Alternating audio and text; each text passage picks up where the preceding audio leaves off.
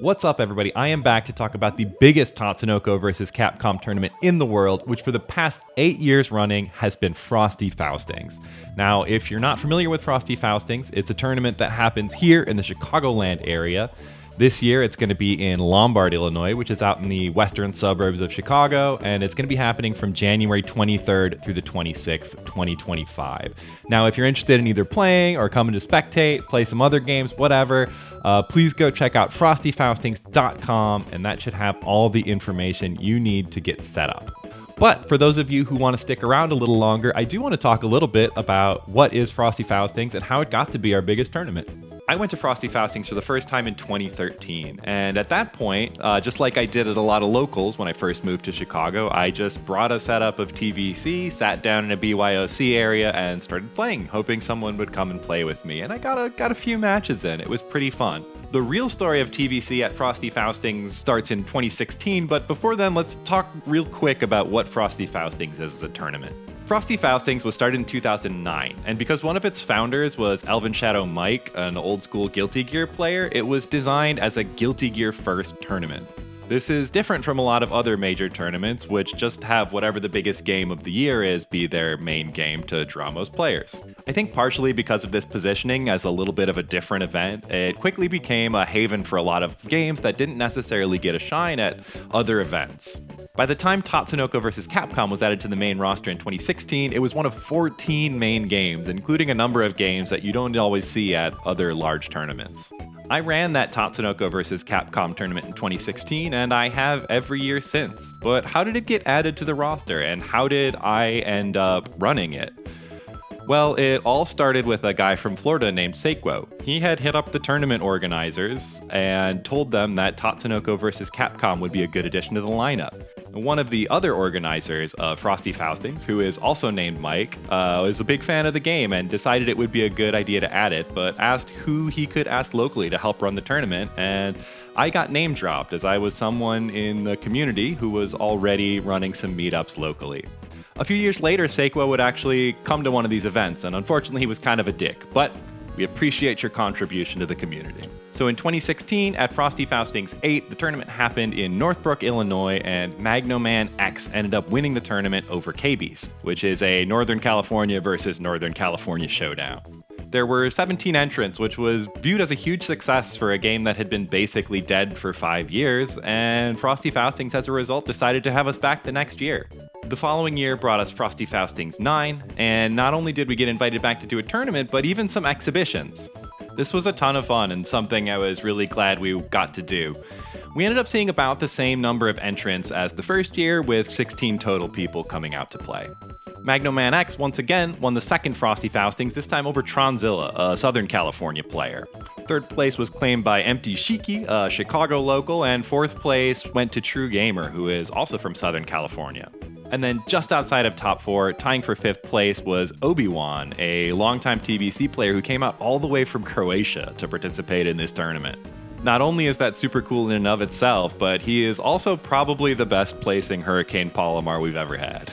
The following year of 2018 brought us Frosty Faustings 10, and with it came a lot of notable changes to TvC. One of these changes is that the community had started to move over from Wii, the original hardware, over to Dolphin, which is an emulator. So that meant we were playing on PC. This meant that it was way easier for people with any type of normal controller to play. It didn't need specific Wii hardware, and because of this, I think the number of entrants increased from 16 all the way up to 23. Playing on this new platform had been proven to be successful by President Magikarp, who had been pushing for it for pretty much that whole year leading up to that, and actually invested around $4,000 building a supercomputer for this tournament that could run 4 Tatsunoko vs. Capcom stations by itself all at once. The other big change for that year was that giants were allowed. The first 2 years, I had gotten the impression from just hearing people online that more people would join if giants were banned. So that had been the case in the first 2 years. But we opened them up this year, and as I said, entrants increased. So clearly that wasn't the case. Magnoman X won his 3rd consecutive tournament, once again over K-Beast, a fellow Northern California player. This year, 3rd place was taken by Metaternal from New York. And fourth place was taken by GC Yoshi, who was a PTX player, showing that Giants were viable, and it was fun to have that in the tournament. Ever since then, I've always said that the correct number of Giant players to have in top 8 is 1. Exactly 1 means you have some fun matches where you get to see what the Giants are and some counter strategies, but you don't see too many of them because it's a little bit slower than a normal match.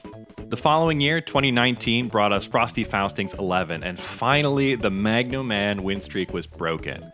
K-Beast ended up winning the tournament over second place Metaternal. Third place was taken by Magno Man, and fourth place went to Psycho Chronic, a Canadian player and old school TvC head who I first met back in 2010. The following year of 2020 brought us Frosty Faustings 12, and because the tournament normally happens in January, this means that the tournament came in under the gun and was basically the last major tournament before COVID hit. TvC's numbers grew once again, and we got 27 entrants to come out for an in-person tournament for TvC in Chicago. K-Beast won the tournament once again, this year over Mothman, who was not only a new player to the scene coming out from SoCal, but also playing kind of a new team in Yatterman 2 and Chun-Li, and it was really exciting to see that. Obi-Wan from Croatia returned and took third this time, and fourth place was taken by Chicago local and noted Karos specialist Supra. One difference from that year is that our tournament status was kind of reclassified.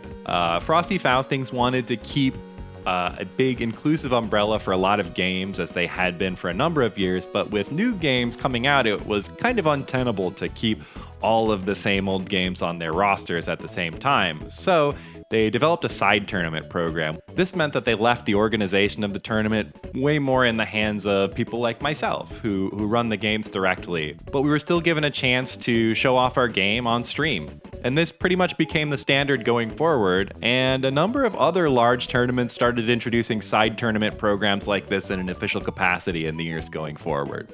In January of 2021, the world was right in the midst of COVID, so we were unable to host an offline event. However, the organizers of Frosty Faustings worked to do an online program.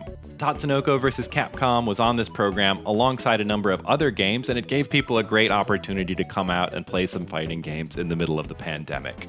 Due to the increased ease of participation, this saw an increase to 61 total entrants for the tournament, our biggest of all time. K-Beast once again won the tournament over Mothman, but we were also able to see some different players come out and put up results, with Buku from Texas getting third place and Omega Zero getting fourth place from Mexico. The following year of 2022 brought us Frosty Faustings 14, and we were able to get back in person for a live tournament. This year, K-Beast once again claimed the crown over Metaternal, with third place being taken by SoCal native True Gamer, and fourth place by TvC up-and-comer from Chicago, Dawa Dawa, who was on a rise at this point and is now one of our best players. Other notable finishers in top 8 were Penguin, who had become noteworthy for some good online finishes and had pushed the Soki game forward further than I think anyone ever had before, and his training partner, Opossum, who played Ken the Eagle and Chun-Li and ended up finishing tied for 7th. The two of them aren't around TvC as much anymore as they've gone off to go to college, which is a good decision, but I hope we see you guys again someday. After that came Frosty Faustings 15 in 2023.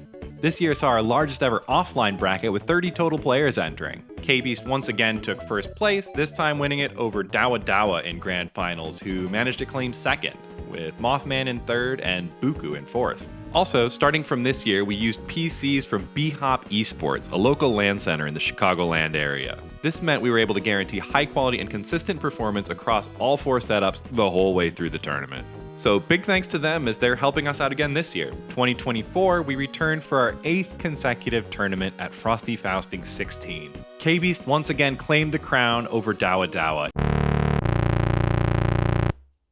The energy from the crowd was electric, and people were absolutely packed in to see it. It felt like TvC had become a real reason to come to Frosty Faustings, and people wanted to come be a part of it. It's worth noting that the side program tournament for this year was essentially outsourced to a group called Vortex Gallery, who has a lot of experience managing these large side tournament events. Thanks to them, the level of care and professionalism applied to these side tournaments was taken to even another level from where it was before, and everything ran great. They are going to be back and running it again in 2025, which is why you can be assured that it will be another great experience. This tournament series has become one of the main things I look forward to on my calendar every year. I've really loved being able to participate in it. It's just fun to be there. The atmosphere is incredible, and it's also been great witnessing these storylines over the year. I love seeing new players come up, old champions get dethroned. It was fun, even though Magno Man is a good friend of mine, seeing his streak get snapped. And I'm hoping that sometime in the next couple years that the K-Beast streak gets snapped. Who knows, maybe you could do it.